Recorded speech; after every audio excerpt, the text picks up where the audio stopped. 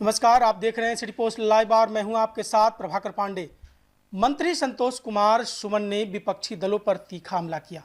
उन्होंने कहा कि तेजस्वी यादव जैसे विपक्षी नेता नीतीश कुमार को फिर से अपने पक्ष में लाने की कोशिश कर रहे हैं, लेकिन उनकी यह मंशा कभी पूरी नहीं होगी। मंत्री ने आगे कहा कि जब मुख्यमंत्री नीतीश कुमार महागठबंधन को मजबूत कर रहे थे, उस समय विपक्षी नेता दो बार उप मुख्यमंत्री बने। अब वे फिर से सत्ता पाने का सपना देख रहे हैं, लेकिन एनडीए पूरी तरह एकजुट है और इस बार उनका सपना चकनाचूर हो जाएगा। आगे आने वाले विधानसभा चुनाव को लेकर मंत्री ने दावा किया कि एनडीए 2025 में 225 से ज़्यादा सीटें जीतकर प्रचंड बहुमत वाली सरकार बनाएगा। उन्होंने कहा, विपक्षी दल घबराहट में अनाप शनाप बयानबाजी कर रहे हैं। जब मुख्यमंत्री उनके साथ थे तब सब कुछ ठीक था, और अब एनडीए में आने के बाद तरह तरह के आरोप लगा रहे हैं। अब कुछ भी ठीक नहीं है। पहलगाम आतंकी हमले पर अपनी प्रतिक्रिया देते हुए मंत्री संतोष कुमार सुमन ने कहा कि धर्म और जाति के नाम पर हत्या अत्यंत निंदनीय है। उन्होंने प्रधानमंत्री नरेंद्र मोदी की आतंकवाद के खिलाफ सख्त कदम उठाने की सराहना करते हुए कहा, भारत की ओर बुरी नज़र से देखने वालों को मुंहतोड़ जवाब दिया जाएगा।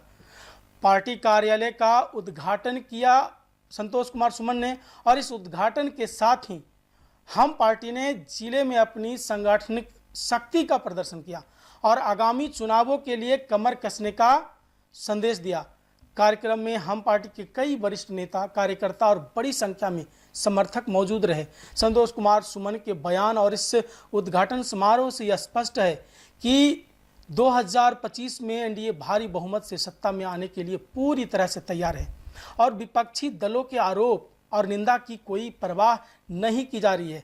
तो पूरे मुद्दे को लेकर संतोष सुमन ने क्या कहा है, देखिए ये वीडियो।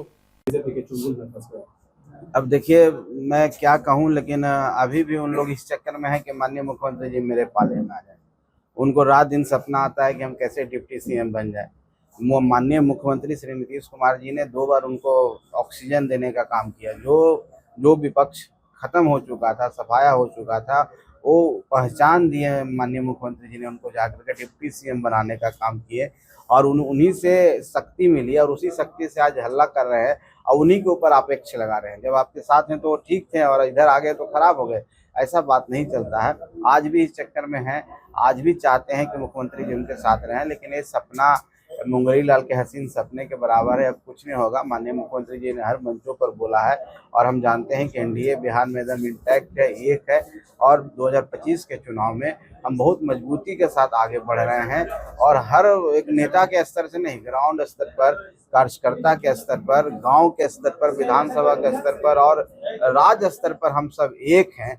और वो जो एकता हमारी जो चट्टानी एकता है, उसको देख करके विपक्ष घबरा गया है। और एक घबराहट में वो लोग जो लोग भी बातें कर रहे हैं, कभी हम पर अपेक्षा लगा रहे हैं, कभी मुख्यमंत्री जी पर लगा रहे हैं, कभी किसी पर लगा रहे हैं, तो ये सब करने से कोई फर्क नहीं पड़ता है। जनता एकजुट है, जनता एनडीए के साथ है और जनता जानती है कि हमारा राज्य का भविष्य हो, चाहे इस देश का भविष्य हो, किसके साथ है, कौन सक्षम है जो राज्य को चला सकते हैं, राज्य को विकास कर सकते हैं, और जनता उनके साथ विश्वास के साथ खड़ा है। उसी विश्वास के बल पर हम कहते हैं कि एनडीए की आने वाला 25 चुनाव में 225 सीटों से ज़्यादा बहुमत से हम सरकार बनाने। इस बार हम पार्टी कितने सीटों को बिहार में? देखिए, अभी इसकी कोई गणना हम नहीं हुई है और इसके बारे में कोई ऑफिशियल हम बता भी नहीं सकते। इसलिए नहीं बता सकते हैं कि गठबंधन ने अभी तय नहीं किया है कि कौन कितने सीटों को लड़ेगा। इस तरह की बातें अभी शुरू नहीं हुई है और जब तक कोई बात नहीं होता है, उसका पुख्ता प्रमाण नहीं होता है, जब तक गठबंधन के सभी साथी लोग सहमत नहीं होते हैं, इस तरह की बात करने से एक अफवाह होता है और गठबंधन धर्म का हम समझते हैं खिलाफ है और मिसअंडरस्टैंडिंग होती है, जो विपक्षियों को हवा मिलता है बोलने के लिए। तो सही समय पर, सही जगह पर आप सबको सूचित कर देंगे। इतना ही आपको हम कहेंगे कि एनडीए इंटैक्ट है और एनडीए में जितने भी दल हैं सबके सम्मान के साथ सबका गठबंधन होगा और सब सम्मानजनक तरीके से लड़ेंगे और सब 243 पर तैयारी कर रहे हैं और 243 पर एनडीए का उम्मीदवार होगा और हम हर उम्मीदवार नीतीश कुमार जी होंगे और नीतीश कुमार जी के रूप में सब उम्मीदवार लड़ेगा और उनको हम पुनः मुख्यमंत्री बनाने के लिए हम लोग लड़ेंगे। तो कितना सीट, क्या सीट, जिसके पास अच्छा उम्मीदवार होगा वो सीट लड़ेगा और निश्चिंत रहिए कि सबका सम्मान रहेगा और सब आपसी तालमेल के साथ चुनाव।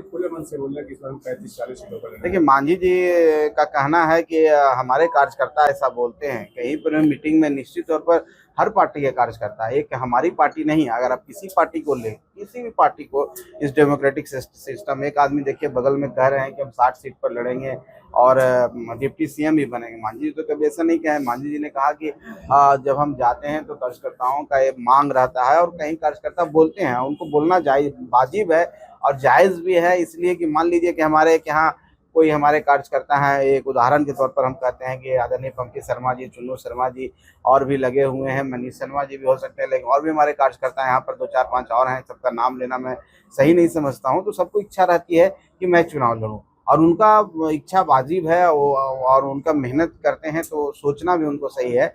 लेकिन इसका मतलब ये नहीं है कि हम ये कहने लगें कि सब सीट पर हम ही लड़ेंगे। हाँ, हम कह सकते हैं कि मेरे कार्यकर्ता यहाँ मजबूत हैं और ये सीट भी हम लड़ेंगे तो हम जीत सकते हैं। मांझी जी उसी कंटेस्ट में बोलते हैं कि हम और जनता से आह्वान करते हैं कि आप इतनी शक्ति हमको दो कि हम इतना सीट पर जीत सकें।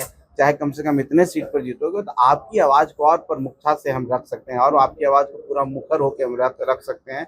और आपको जितना हम मेहनत कर रहे हैं आपके पीछे, हम और ताकत के साथ आपकी बातों को रख सकते हैं। मांझी जी का सिर्फ इतना ही कहना है। बाकी गठबंधन में इसी तरह के कोई खींचातानी नहीं है।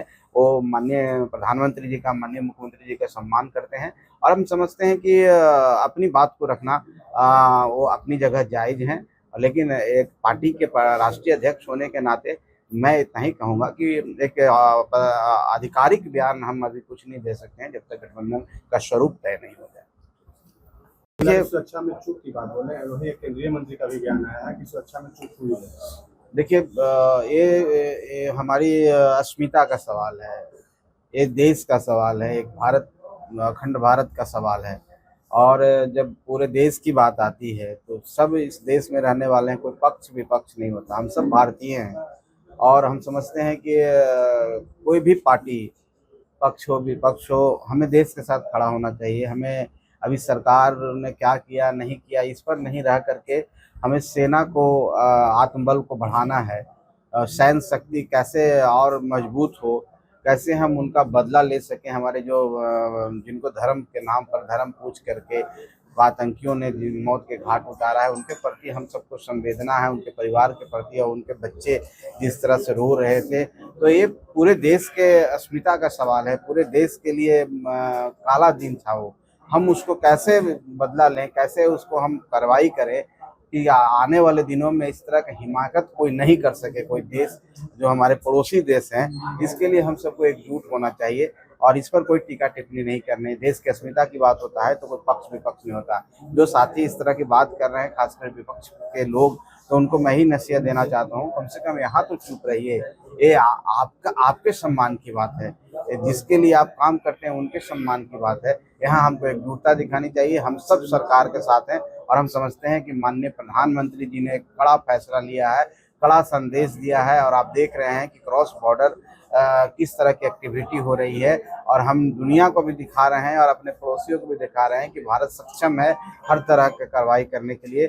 कोई इस पर नजर उठाएगा तो निश्चित तौर पर हम उनकी आंख निकालने की क्षमता रखते हैं। सुरक्षा में चूक हुई है, इस बात को मानते हैं? देखिए, ये इंटेलिजेंस का मामला है, ये होम मिनिस्ट्री का मामला है और इसमें जांच चल रहा है। भारत की जितनी एजेंसियां हैं जो इस तरह की जांच करते हैं, इंटेलिजेंस हो, रॉ हो, चाहे एनआईए हो, और उस जांच में हर्षी निकल के आएगा क्या क्या मामला। इस पर हम लोग अपनी टिप्पणी दें, हम समझते हैं कि अच्छी बात नहीं है।